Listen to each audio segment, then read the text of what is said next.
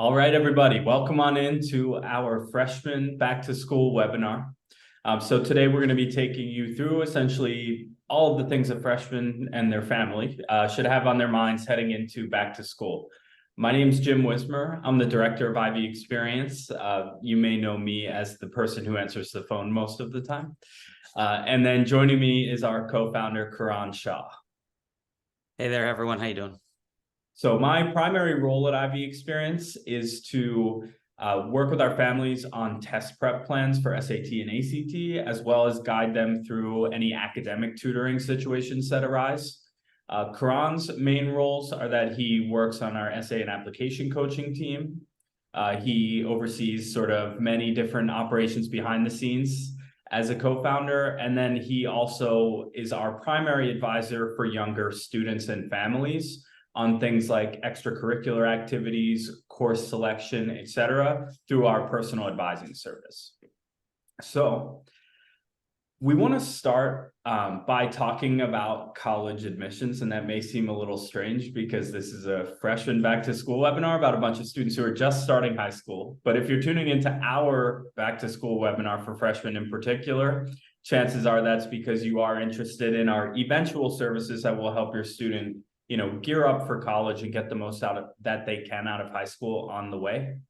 So I want to start with sort of a philosophical discussion of what is in a student's control when it comes to the way that colleges will eventually, in future years, start to evaluate them.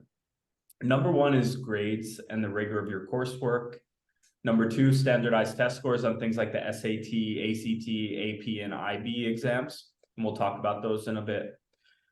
Number three is letters of recommendation from teachers, which while your student doesn't write them, they are in control of the relationships that will generate those letters. Four is extracurricular activities, which we'll talk about in a bit. And then five is the written elements of the application. So the way your student actually presents themselves on the page. Now, there are many other factors that are going to be weighed when your student is evaluated by an admissions committee. So things like demographic information, parents' education level, what other students from your high school are doing and which other students from your high school applied to that college. All of these things will impact things in one way or another. But these are the five factors where a student can really put their energy and their time to improve their chances. And that's why we always like to mention that, worrying about all of those other things that you can't change is not a productive way to engage in this process. You really want to keep your focus on these five factors. So with that said, we're going to start with grades and rigor. So grades, pretty self-explanatory. How did you perform in your high school classes? And second, just to identify what rigor actually means for a high schooler, it's the level of the classes are you taking? Are you in a regular class? Are you in an accelerated class or an honors or an AP class? So how difficult are the classes that you're taking at your high school? So first and foremost, this applies to ninth graders because it's the most important of the five factors. Jim talked about five. If you don't have the grades, a lot of colleges won't even look at your application. So you have to look at your grades and rigor kind of as a front page of your application.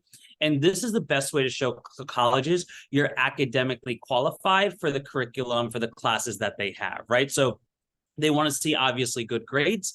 They also want to see that you've taken some difficult classes and challenge yourself. For every student, that's a little bit different, but it starts now in ninth grade. So a lot of your students in ninth grade will have been assigned certain classes, probably by your eighth grade teachers, recommendations, that sort of thing.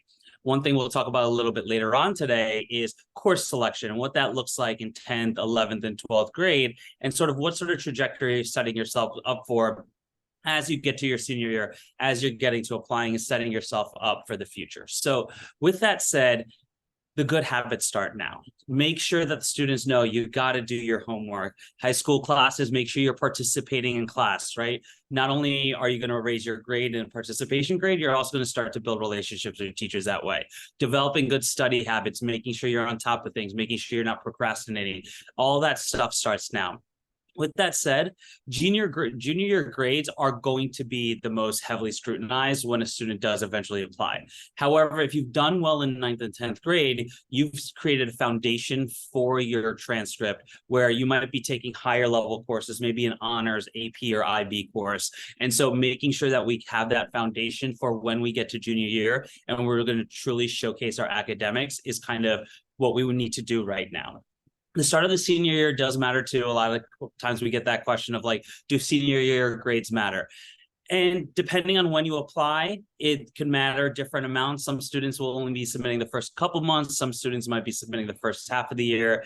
And then some students, if they get waitlisted or deferred, might be looking at submitting their grades even in April of senior year to kind of showcase what they've done since they initially submitted their application. So senior year matters too, but setting ourselves up with a good foundation in freshman year is what we're looking for. Now, with that said, the chart over here is kind of showcasing two different things, and we want to talk about this in the context of what do actually good grades mean? So this is actually put out by ACT, and as you can see, the mean score on the ACT has been consistently going down for the last 12 years. Obviously, it says up to 2021, but those scores are consistently going down, not by a major margin. It's only about 1.5 points or so, but they're consistently going down. But if you notice on the flip side, high school GPAs are going up. Now, part of it is students are trying harder, they're performing better in their courses, that sort of thing. But as many of you have heard, grade inflation is real, right? High schools, whether they be public, whether they be private high schools, they want the best results for their students when they graduate, right? And so you will see in a lot of high school courses and a lot of high schools where a lot of students have straight A's and a lot of students have really good grades. And so while, hey, a couple B's here and there in your freshman year might not completely throw you off for later on in high school, it's to make sure that like those B's don't stop you from taking an honors or an AP class. And eventually, like most kids who are applying to college are going to have very competitive all A's and B courses, particularly for the colleges that you've typically heard of that are in, let's say, the top 200-300 schools in the country. So this kind of showcases what I was saying in terms of grade inflation being real. So this is for the University of Pittsburgh and what the GPAs were for the students that were applying. Now, these are weighted GPAs. So different high schools will do that slightly differently, where you might get a little bit of extra credit on your GPA for an honors class or an AP class. And so but just assuming the normal GPA of straight A's is a 4.0, if you notice, their average is even higher, which means a lot of the students were getting straight A's, but on top of that, they were doing that in honors and AP classes. And this is the University of Pittsburgh. And so just comparatively speaking, like we need to set ourselves up because by the time we get to junior year and the start of senior year, we want our GPA to be in those high threes, those fours, to be competitive at most of the schools that we're going to be considering. Right. And again, just to reiterate the point about weighted GPAs, because coming into 9th grade, you might not be familiar with that term. A weighted GPA basically means normally an A is going to be a 4.0 in a GPA calculation, but an A in an honors or an AP course might be considered a 4.25 or a 4.5. So that's how, the University of Pittsburgh ends up with 70% of its students with a GPA over 4.0. It's not that 70% of students at the University of Pittsburgh never got a B. They could get a B, but then that has to be counterbalanced by A's in these higher level courses. So it is still a statement of grade inflation. Certainly as a University of Pittsburgh alum, this was not the case when I attended the University of Pittsburgh, but over the years, the GPA averages at these colleges have gotten higher and higher as the same has happened at the high school level. And just one quick note with GPA as well is that every high school might be calculating GPAs differently. So your high school may have it out of 5, 6, 7. Some high schools just do it out of 100. And what is the numerical grade that you got in the course? And they might weight courses differently.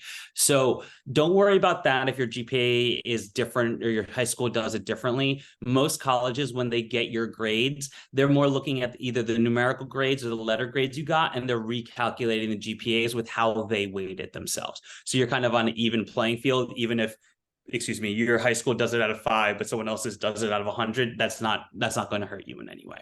Right. So with that said, in terms of the grades and rigor, as I mentioned, junior grades are going to be the most important ones. So if we do have a couple Bs and that sort of thing, and in our early for ninth grade, maybe we have a little bit of trouble adjusting to high school, maybe the courses are a little bit different, maybe there's not as much hand holding as there may have been at your elementary school or your middle school, and the students having trouble adjusting, that's okay, because colleges do like to see the improvement, right? They want to see you not only get better grades, but again, challenge yourself further, right? So if you're starting with no honors or AP courses, that's absolutely okay. And most freshmen are not going to have AP courses, but let's say you're not starting with honors courses, that's okay. But what the colleges want to see is as you've gone further throughout your high school career, you've challenged yourself, particularly in the subjects that you're really doing well in, maybe in the subjects that you're really interested in. If you're interested in potentially pursuing science or math or engineering, a lot of those students will need calculus by the end of their senior year, particularly for engineering programs. And so if you're not on that path right now, so that means in ninth grade, not taking geometry, assuming your school district goes Algebra 1, Geometry, Algebra 2, it is something to consider to do over the summer if engineering is a path that you're going to be considering. Geometry is typically the math we suggest to take over the summer, just because it's the one that's the least cumulative when you get to Algebra 2, pre-calc, and calculus itself. And so if there's one that you're going to kind of get through in a couple months during the summer, geometry is probably your best bet. It does affect you a little bit on one end, particularly with standardized testing, having geometry on it. But again, if you're taking Algebra 2 over the summer, something like that, that's going to be a lot harder to adjust in your pre-calc class or in your calc class than just taking geometry over the summer. And having your standardized testing tutor kind of shore up your geometry knowledge because you rushed it over the summer is going to be much easier than having to learn Algebra 1 better while you're taking Algebra 2, or learn Algebra 2 better while you're taking pre-calculus, which is Karan's point. Cool.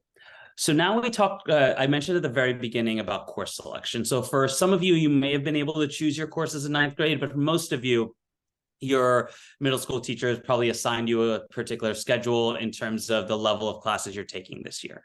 Now, with that said, when you get to kind of the winter and particularly the second half of the school year, course selection is going to come up for your 10th grade classes. And so once you get to high school, assuming you're doing well enough in your courses, you're going to have some flexibility and some choice in terms of what classes you're going to take next year. Do you want to take that, let's say US history next year? Do you want to take the honors class, or do you want to jump up to AP US history in your sophomore year? Or maybe you're considering one of the STEM fields and you're saying, hey, you know what? I think I can really challenge myself in that AP science course. Well, when you get to this course selection part, there's a couple of things to consider. You don't want to overwhelm yourself. You want to make sure that you're taking a course load that you can manage. Now, that's different for every student. Some students can handle 4 or 5 honors courses, but they debate whether taking that 6th one. And the overall question just comes down to, will that 6th one or that 5th one or even that first honors course affect you in your other courses? Yeah, that course might be a little bit more difficult, but is it going to overwhelm you and bring your grades down in the other one, right? And so that's a balance you should not only discuss with your family, consider your study habits, but also talk to teachers as well, right? Talk to them about the particular class. We'll talk about extracurriculars a little bit later on today, but talk to your people in clubs, activities who are older than you and might be able to give you insight on a particular course being tougher at a high school or having a lot of homework. On the flip side, not having as much homework, and maybe the teacher's a little bit more lenient with grading. So set yourself up for success, not only by choosing the right courses, but also doing your due diligence beforehand. If you need to drop a level in a course, it's better to do it earlier in the year. And this is all about being honest with yourself. Say you get to like late September, early October, and you're really just not doing well in a course, you're probably better off moving to a lower level than kind of going by and maybe getting C's, low B's throughout the entire year. That not only will affect your GPA, but honestly, if you're not learning the material, depending on what course it is, it may kind of have a domino effect for your 10th, 11th, 12th grade grades as well. So and finally, if you're looking at top tier schools, you're looking at those schools where your Harvards, your Yales, that sort of thing, and all of those schools, the simple answer to all your course selection questions is going to be take the hardest courses available at your high school. One thing that goes with your application to any high school is a school profile, which talks about what classes your high school offers, what levels do they offer them in. If your high school doesn't offer APs and that's IBs, that's completely okay. The college will know that based upon that school profile, but they will see what the most challenging courses are at your school, and you will be expected to have taken those and have done well in those courses as well. Right. And just to be clear, that doesn't mean we're saying that every student that's represented by a parent in here should be taking those most challenging courses. But if your student has that, focus and determination and ability where they know they want to target those most selective schools in the country, then to give themselves a realistic chance, they do need to take the most challenging course load offered at your school. All right, so then comes the question of, okay, so we've kind of talked generally about grades and how they work, rigor. What do we actually do this fall? The first thing to do heading into the fall is to plan around last year's performance. If you have a student who really struggled in pre-algebra and is going into Algebra 1, they should be ready to be putting more time and effort into their math class this year, right? They're going to need to focus a little harder to keep that grade and performance up. If you have a student who, for some students the struggle is English and writing. And so, a student needs to be ready to put a little time into those assignments. But the point is, use how a student did in the previous year as a guide for where they should be expecting to put the most time and attention this year. Think about finals and any AP exams. Now, we put this in here. It's relatively rare that a high school even allows freshmen to take APs, but we do have some freshmen every year who take APs. And if you're taking those exams, and for most students, if you're taking final exams, you're going to be preparing to take a cumulative exam at the end of the year. The better you learn that material throughout the year, the less work you're leaving yourself in the spring. If a student is struggling in a course, and struggling doesn't necessarily mean you should drop right away, there are levels of struggle, right? And if you see a student struggling in a course, your first line of defense is always to reach out to the teacher for extra help. During a study hall, before or after school, often teachers make themselves available to help students at lunchtime sometimes. And so ask the teacher. This is the kind of thing that helps build relationships. So a lot of times, and we'll talk about letters of recommendation briefly, a lot of students have the idea that, oh, well, I got a perfect grade in that course, I should ask that teacher. It's about the relationship, and often teachers will write the best recommendations for the students they spend the most time with. That might mean the student who had to scratch and claw to bring a C to a B, and the teacher saw that grit and determination and hard work that went into it, right? So going to a teacher for help can have more benefits than just improving your classroom performance. Consider forming a study group as well. I came by my profession, honestly, I've been tutoring my peers since 8th grade. And for me, the best way to study for a test was to help my classmates with the material. So being part of a study group, you might be one of the stronger students or the weaker students. These things are helpful for both sides, right? For the stronger students, teaching is the best way to learn something. I can tell you that as someone who's done a lot of teaching in my life. For the weaker students, of course, having help from a student who understands the material better, someone you trust and have a relationship with, that you're maybe more close and more comfortable with than your teacher, can really help you. So then the question is, failing the help of your teacher and the help of your peers, that's when you would start to consider, okay, it's time to hire a tutor to help with this material. And so when we work with students on academic tutoring, we're not only focused on the content is a big part of it, but also, again, building these strong habits in 9th grade that are going to help a student in the course they're working on, with or without a tutor going forward, and in other courses. So we take a very teach you how to fish approach to tutoring, where we want the students to become self-sufficient. And so for a given student, we're going to help them with test taking strategies. And I'm not just talking SAT and ACT. I'm talking about, how does this teacher test you? Understanding the format in which a student is going to be tested to get a grade is really important in terms of what your study strategy would be. Obviously, you're going to prepare very differently for a history test that's primarily multiple choice facts versus one that's primarily essay and analysis based. It's a totally different way to prepare for the exam. Yes, you need to know the content in both cases, but you're going to apply it very differently. And so either way, like with, deciding to drop down a level, the earlier in the year that you make a positive intervention, the better it's going to go. It's a lot easier to catch up a little bit and then maintain throughout the year than have to catch up a lot all at once, because there's more material that's being introduced. And especially in cumulative courses like math and foreign language, if you're left behind a step or two, you're not going to be going on with the class. It's one thing where it's history, where it's, okay, this time period, then this time period. Yes, there are links between the two, but you can just learn the new set of facts, right? For something like math, where we're going to apply what we did last unit, it's part of the operations we need to do this unit.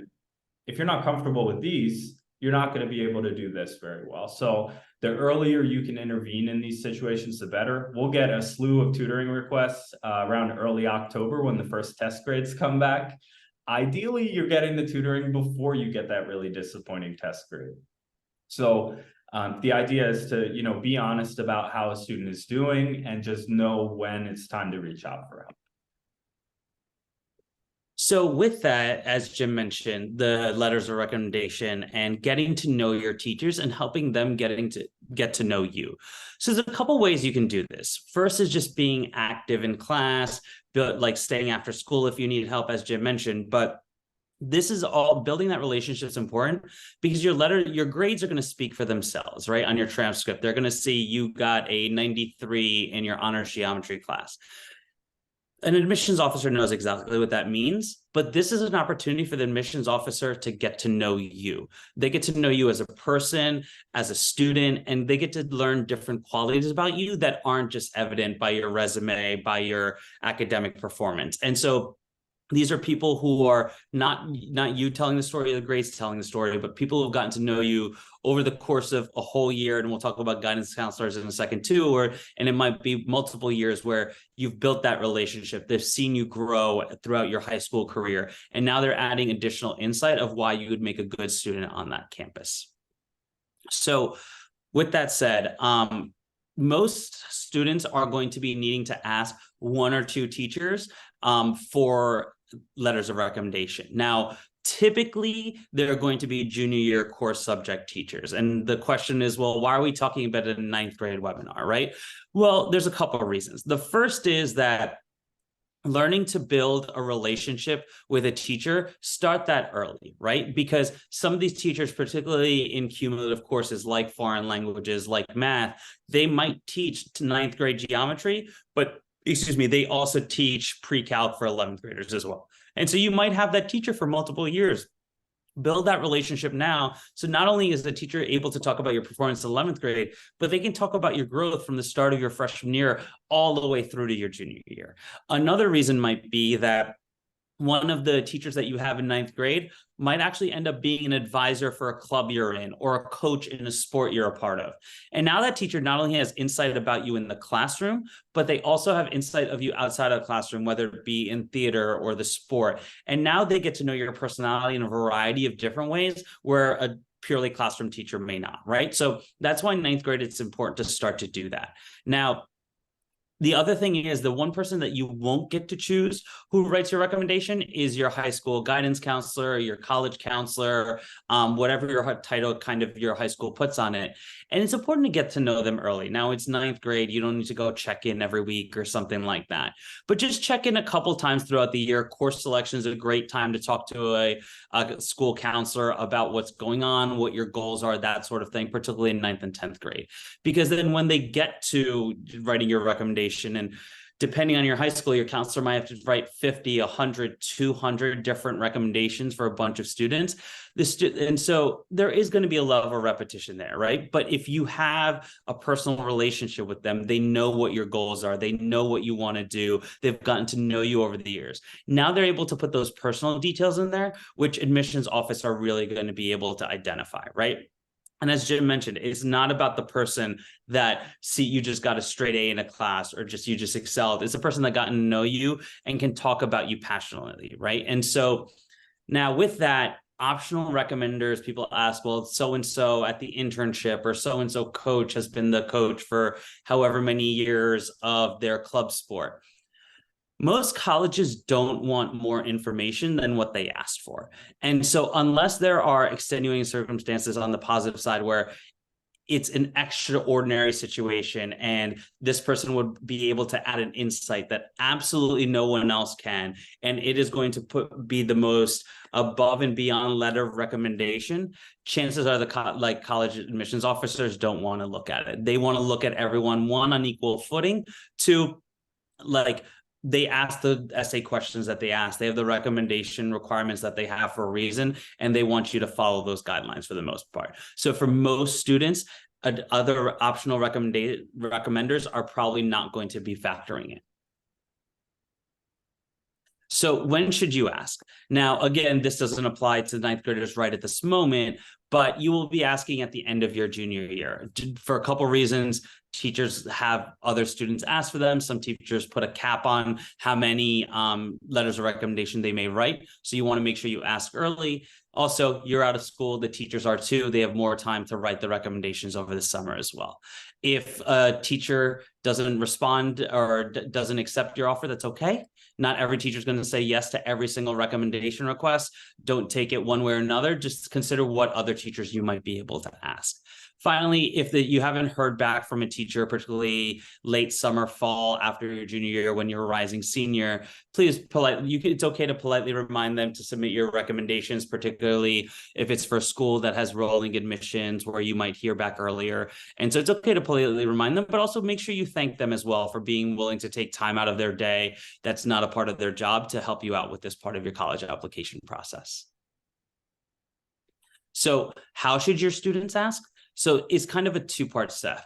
Always ask in person, right? That's another advantage of asking at the end of your junior year is you can ask in person in a personal way rather than kind of an email that can be shrugged off, go to spam, get buried in an inbox somewhere. Ask the teacher in person, and once they say yes, right, follow with a personal email, thanking them, provide whatever level of additional information that you might want them to know about, like a brag sheet. Your counselors will talk to you about that later if you don't know what that is quite yet. But with that said, give them as much information possible. And so actually, I'll just tell you what a brag sheet is. So a brag sheet is typically just accomplishments you've had outside of the classroom, right? Say you're applying for an engineering program that requires a math teacher. Well, that math teacher might not know you've been working in a lab for a certain period of time, or that teacher might not know that you've done a certain internship or gone to a camp about engineering. So include those details as well, so they have a little bit more insight about your academic goals that they may not have gotten throughout either the course of your relationship or just throughout your time in the classroom as well. And one thing I'll say is schools usually do a good job of making this clear to families, but parents, make sure you get your hands on that brag sheet.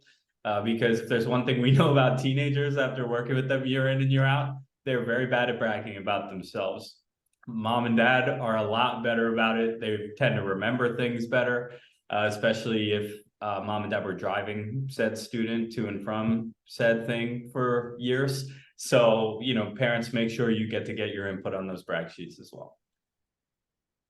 All right. And with that, we come to what my favorite topic is of the whole night, and no one else's: standardized testing. So I like to start by just talking about why standardized testing is part of college admissions at all. And really, it's because apart from high school GPA, standardized test scores are the best predictor of a student's freshman year college GPA and of a graduation rate for that student, meaning the percentage chance that they will actually, graduate from that college in a set number of years. So colleges use the test score to help predict essentially who's going to be successful on campus. And that's what they use GPA for as well. But the test score with the GPA provides a more accurate prediction than either of the two alone. And that's the idea. A test score also allows admissions to compare a student with their local context. So Karan referenced the school report, which will describe, the highest level of courses that a school offers. It will also include that high school's average test scores for the SAT and ACT, so that a college can understand how a student does relative to comparable peers with a similar education and background. And then finally, standardized test scores are part of a holistic review process. And that means that they are one piece of the puzzle. No one believes that a student is a test score or that the test score tells the whole story. It's just one extra piece of context that the admissions officers have access to. So many of you have heard about test optional. And so I wanted to talk about that. Test optional is not something that's new. It's been around since the 80s, but it used to be very uncommon and confined to just mostly small liberal arts school. With COVID, every school went test optional. That was a necessity because students weren't able to test because of the public health risk. Nowadays, most schools have kept those test optional policies, and there are a whole bunch of reasons for that, but the colleges have decided that the test optional policies are useful to them, so they keep them. There are some schools that have returned to requiring tests. So the sort of most common examples I think that we run into are in terms of very selective schools, MIT and Georgetown, and then many Southern schools. So the University of Florida system, the Georgia State system, and the University of Tennessee. Those are sort of the most common examples we see, I think, on our schools or our students' college lists. Karan, would you agree with that? Sorry, can you repeat that? Sure. I was saying, do you agree that the Florida State schools, the Georgia State schools, Tennessee, MIT, and Georgetown are the most common test required schools that our students apply to?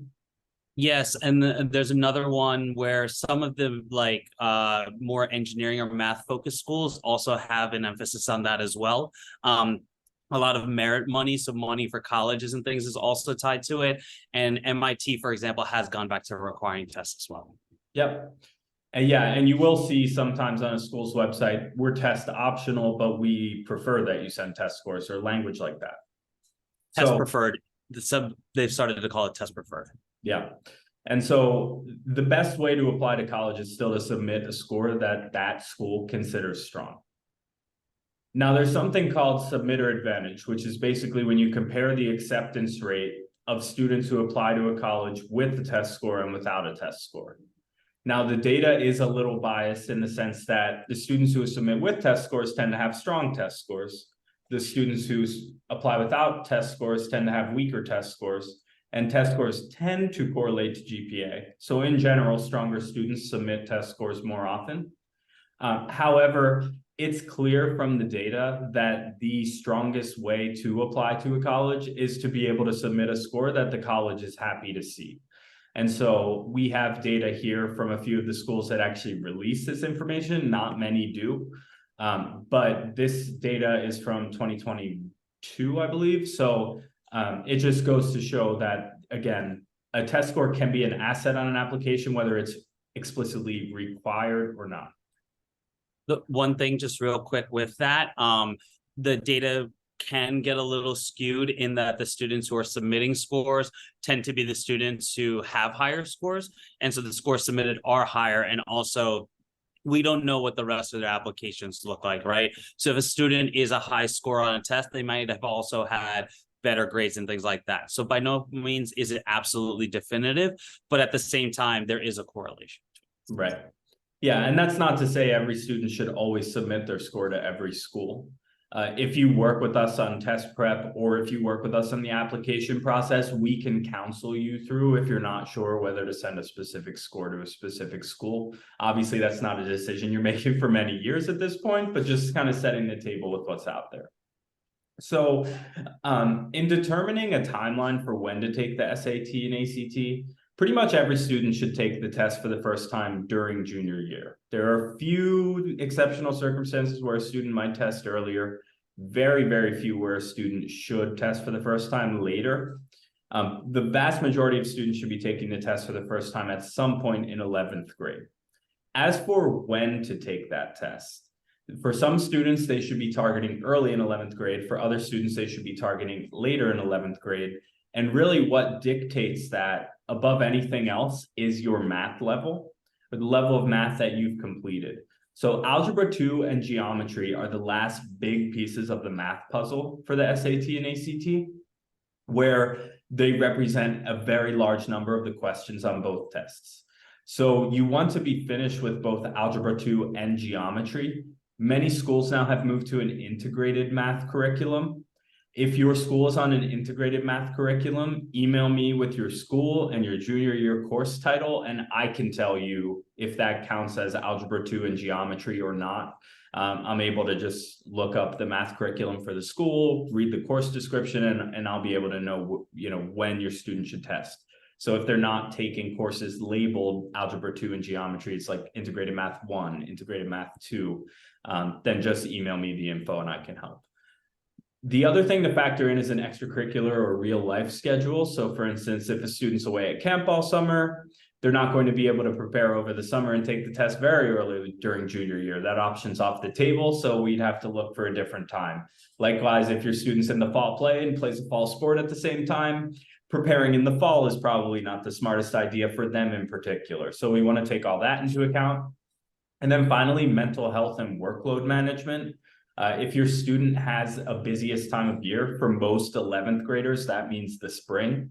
A lot of students are taking their first ever AP exams at that time. You have final projects, final papers all due, your college search is heating up. And so if you're able to move your testing away from that spring of junior year and take it earlier in the year, that's usually advisable.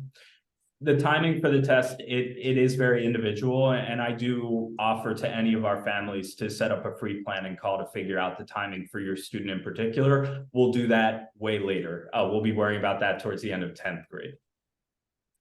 In terms of SAT and ACT dates, you do not have to write these down. You don't need to know specifically when the test is offered yet. I put this up just to show you it's throughout the whole year. Meaning you have plenty of options and will be able to find one that makes sense for your student, and plenty of opportunities to take the test if they need to test more than one time. A lot of parents ask us if there's a test date that has the easiest curve. The answer to this is no. A lot of parents have the idea that because seniors and juniors both take the test in the fall, then the seniors break the curve and they make it harder for the juniors to score well. The reason that that's not true is because the SAT and ACT's curves are predicted. And that means that it's not like a college calculus class where this percentage of the class is going to get A's, this percent is B, this percent is C, based on the students that actually take the test that day. That's not how the SAT and ACT work. They're graded on a bell curve, but it's based on a predicted population of mixed 11th and 12th graders, meaning that the students who take it on any given day don't affect it. If you didn't follow any of that conversation that I just had, I know I got a little nerdy there. The answer is no. And so you can just remember that part. There is no predictable easier or harder curves, meaning there aren't test dates that have easier or harder curves consistently year over year. But the curves on the test can be easier or harder. There's just randomness to it, right? A multiple choice standardized test, there's a fair amount of randomness involved. So sometimes it's going to be easier, sometimes it's going to be harder. There's no way to reliably predict that. That's why we recommend to most students that they test more than once, basically because you're going to have more opportunities to have that curve that's favorable to you. Now, there are two main options you have here, the SAT and the ACT. I see we have some parents of older students who took the SAT on paper. For our 9th graders here, that is not going to be an option. The SAT is only a digital test. It's still reading and writing and math. It's still scored out of 1,600 points, but it is a new digital version of the test. I'm not going to go into too many specifics about the test because we've got, 2 years after 9th grade to get you ready for that. So don't worry about it now. But the SAT is going to be one option. The ACT is going to be another. The ACT is scored out of 36. It has 4 sections where you get a score out of 36 for each one. Your overall score out of 36 is the average of those 4 rounded to the nearest whole number. So on the ACT, it works the same way as the SAT. It's equally accepted by colleges all across America. And that means that for a student, they have to decide which of those 2 tests that they should be focusing on. And so the best way to do that is to take a practice test for each one and compare the scores. Some students will do way better on the SAT or way better on the ACT, and so it's obvious which tests they should focus on. For other students, they are going to score a little closer, And then we're going to look at where they're stronger and where they're weaker and figure out, well, which test do they have a better path to improvement on? Which one are they likely to end up with a higher score on if they're similar now? The best time to do this diagnostic testing is by the end of 10th grade if you're on an earlier timeline, or by the beginning of 11th grade if you're on a later timeline. With diagnostic testing, we offer free remote diagnostic testing where we send everything to you with instructions. Student completes the testing at home. We give our recommendation, feedback on the student's results, and then recommend which test to take. And at that point, also, we offer a free planning call where you can talk to me about, what test date should we target? When should we start test prep and all those things? And so none of this is on the table immediately. I know I've said that a few times now, but this is something your student's going to worry about forming a plan in 10th grade to mostly execute the summer between 10th and 11th grade and during 11th grade.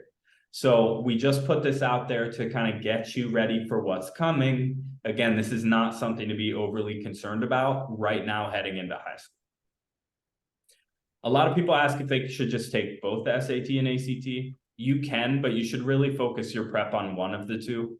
Test prep is an investment, right? It's an investment of your family's money and your students' time. The best way to get the best return on that investment is not to split it in two different directions. It's to make sure it's all focused in one direction. Your score is going to go up higher that way. You're going to have more options for college admissions and possible access to merit money, as Karan mentioned earlier. Merit money meaning scholarships. So now let's move on to some of the more subjective factors, right? And so your grades are going to be what they're going to be. Your scores are going to be a particular number, your extracurricular activities. So high schools want to see that you're staying busy, like not only in the classroom, not only challenging yourself there, but also outside of the classroom as well. And there's two primary ways you can do that. There are things that are productive, and then things that you're doing that because you enjoy them, they're adding positivity to your life in your personal time. So where can you do these college activities? So in 9th grade, this is your opportunity to explore what you're interested in, right? No 9th grader needs to know what they want to major in college right now. They don't need to know that they want to go down a particular path.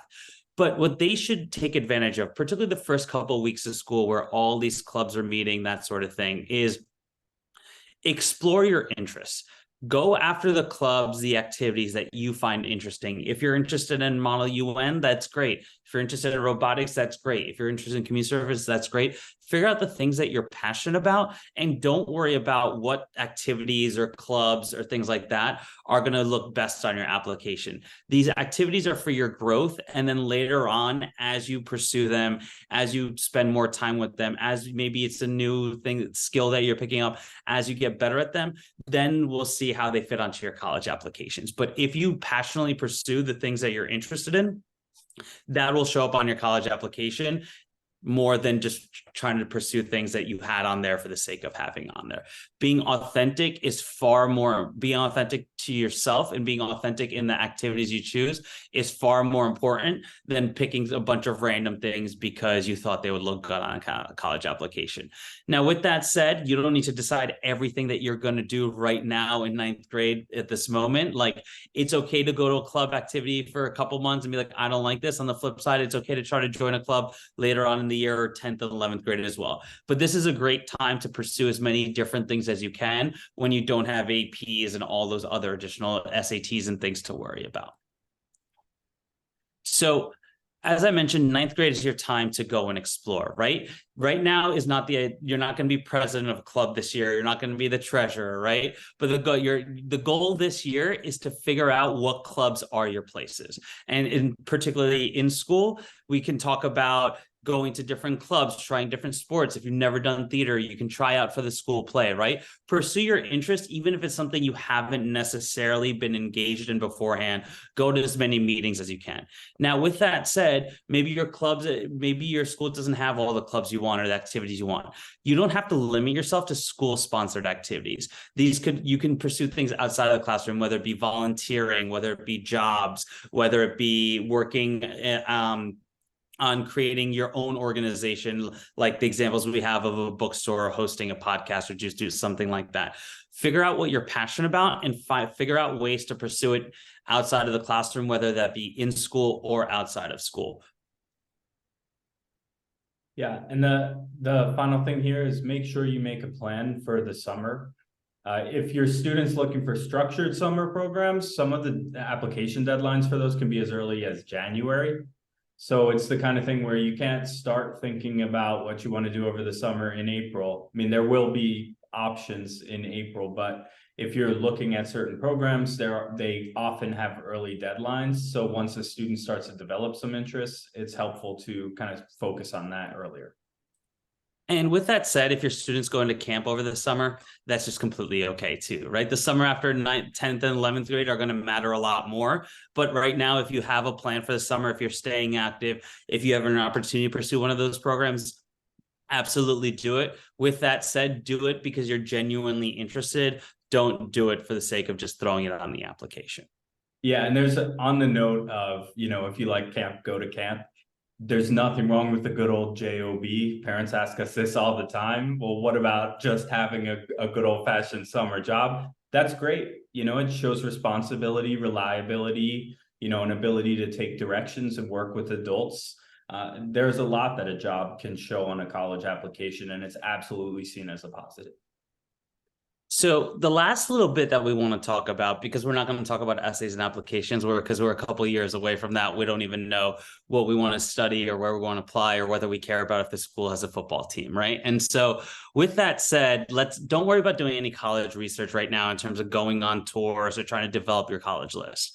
But with the activities that you do, right? Say you play a sport or you're part of a club that goes to competitions and things, you may find yourself on college campuses, right? You may find yourself in the gym of a local college, or you might find yourself going to a competition hosted by a particular college or university.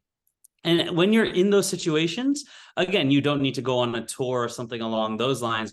But what you can do is just look around, consider what you like and what you don't like, right? Start creating your own mental checklist of things you like about the campuses that you're on, about the students that you're interacting with, that, again, don't need to be fully organized and things like that. But if you slowly start to learn what you like, when you get to your actual college list time, when you get to 11th grade, you'll have a little bit of an idea where to start.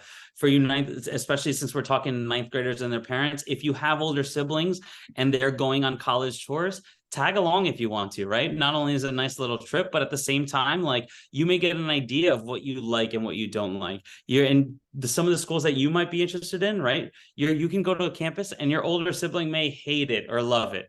But if you have the exact opposite reaction to it, that's good to know. And it can save you time when you get to your junior year and you're doing your college visits, right? If you're considering a school in the city, and you're like, you know what? Nope, I don't want this. The city's too overwhelming, not for me. That's particularly great. You've now saved yourself trips to Boston or LA or New York or DC, whatever part of the country you're in. So getting that mental checklist ready for yourself earlier in a non-active way is the best way to go.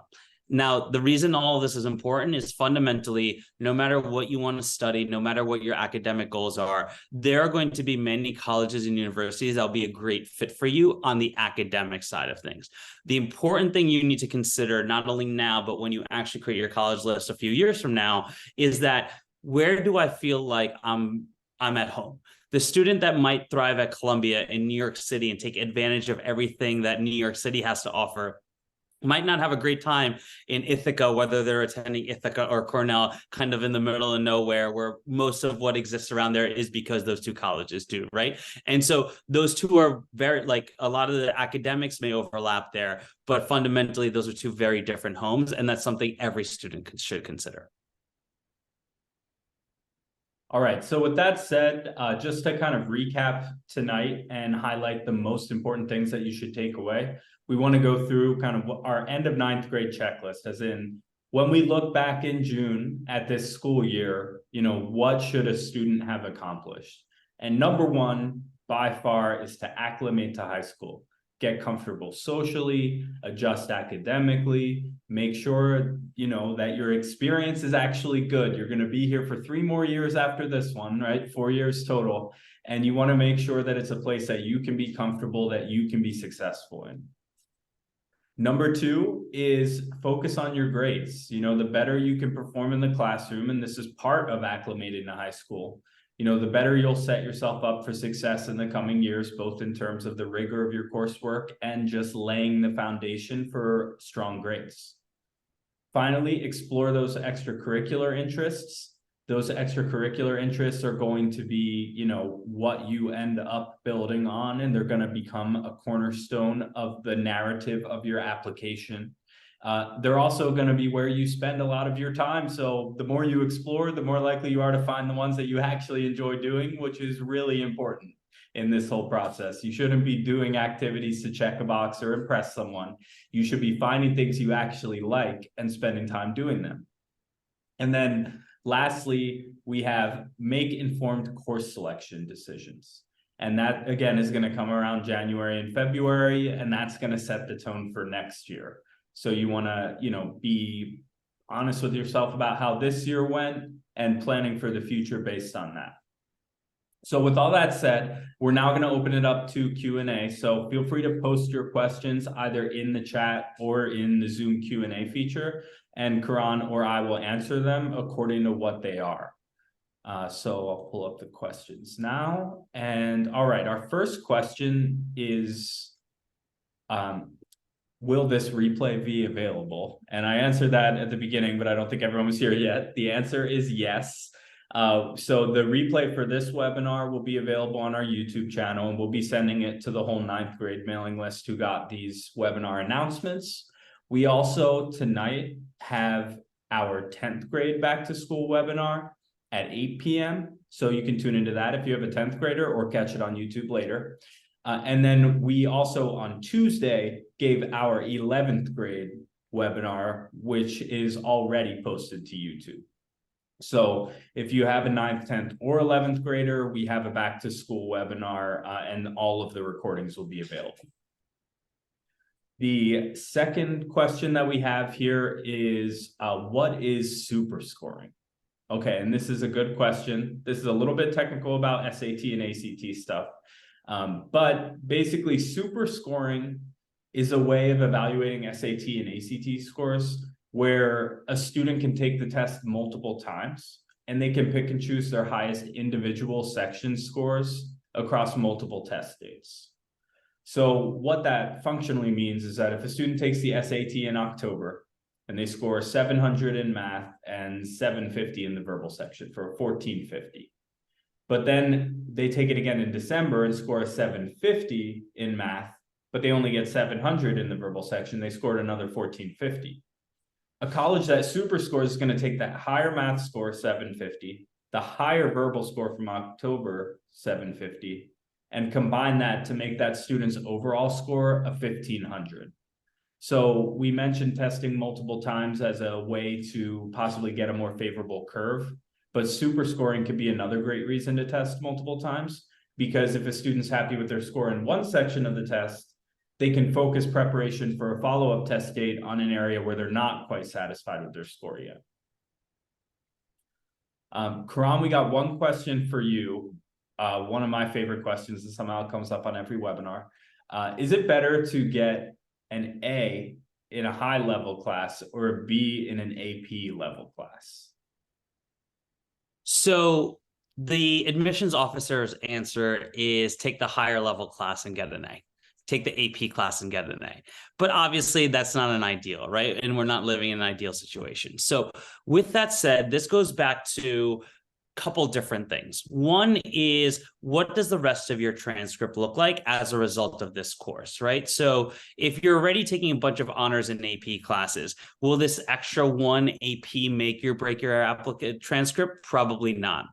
Another thing to consider is will the coursework in that class affect your performance in all the other courses, right? So yeah, you might get a B in that one AP class and we can consider taking it, but will it turn all of your other grades that are A's and A minuses into A minuses and B pluses because you're focusing so much on this one additional course, right? And so it's about, this is where going back to talking to your peers who are in your extracurricular activities with you about what the class is like, how the teacher grades is really important. And then finally, like the full answer is it's truly on a student by student basis, right? Is this the first time they're challenging themselves taking an AP class and maybe they get a B, but they can end up doing well on the AP test afterwards? Or is it a student who already has a bunch of AP classes and they're considering their fifth or sixth one? The answer might be different. So it truly is a subjective answer for each and every student, but there are varieties of factors to consider beyond just your grade in that one class. Awesome. All right, and it looks like that's all the questions we have for tonight. So thank you to everyone for joining. If you have any questions that are more specific to your individual student, I'm going to drop the link to sign up for a personal advising meeting in the Zoom chat here. And so a personal advising meeting is a one-on-one meeting, typically with Karan here, where you talk through your students, you know, course selection, extracurricular activities, anything related to kind of making their high school experience as effective as possible, with an eye towards what everything is going to end up looking like to colleges in the end. So if you're interested in signing up, I've dropped the link in the chat.